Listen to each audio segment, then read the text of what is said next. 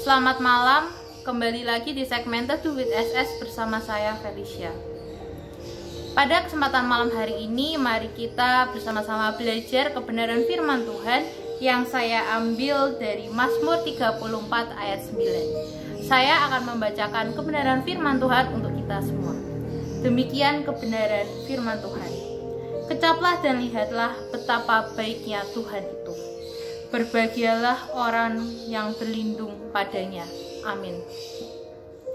Renungan malam hari ini saya beri judul Menyadari Kebaikan Tuhan.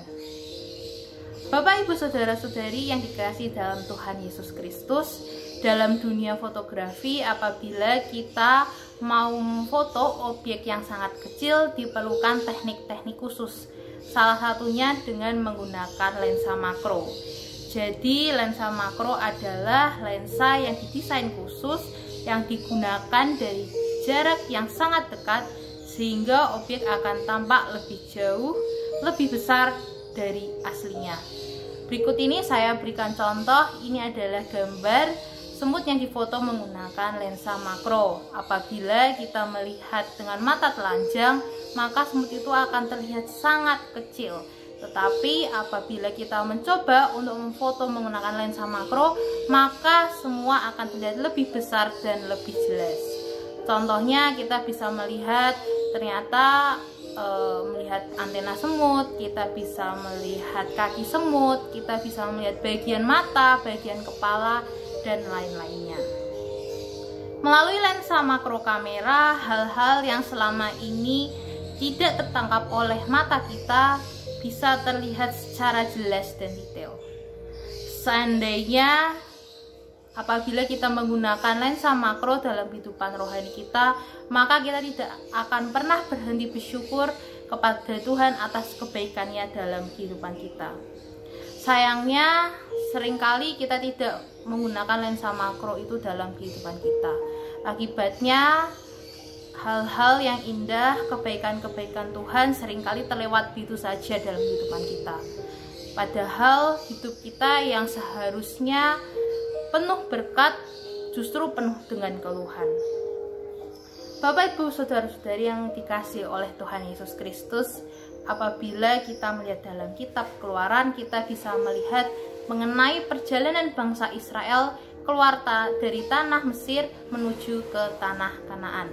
Selama proses tersebut, selama 40 tahun perjalanan mereka, kita bisa membaca bahwa mereka sering mengeluh, mereka sering bersungut-sungut, mereka adalah bangsa yang tegar tengkuk.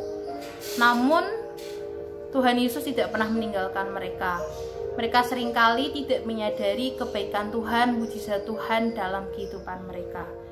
Contohnya, adanya tiang awan, tiang api yang bisa kita baca di Keluaran 13 ayat 21 sampai 22. Kemudian air pahit menjadi bisa diminum, mata air yang keluar dari gunung, dan masih banyak lagi kebaikan Tuhan untuk mereka.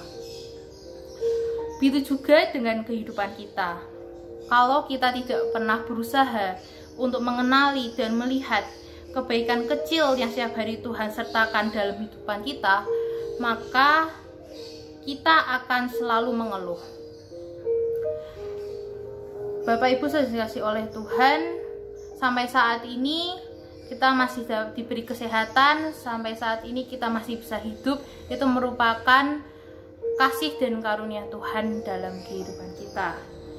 Jadi mari kita belajar untuk melihat hal-hal kecil, melihat kebaikan-kebaikan Tuhan dalam kehidupan kita, dan kita harus bersyukur atas itu semua. Jangan kita hanya mengeluh dan kita hanya putus asa, tapi kita harus menyadari bahwa Tuhan Yesus tidak pernah meninggalkan kita sendiri, dan kita harus yakin dan percaya Ia akan memberikan jalan keluar bagi setiap permasalahan kita. Firman Tuhan saya aminkan sampai di sini. Berbahagialah orang yang mendengarkan firman Tuhan, terlebih lagi melakukan kebenaran firman Tuhan dalam kehidupan mereka sehari-hari. Soli Deo Gloria, segala kemuliaan hanya bagi nama Tuhan. Selamat malam, selamat beristirahat, Tuhan Yesus memberkati.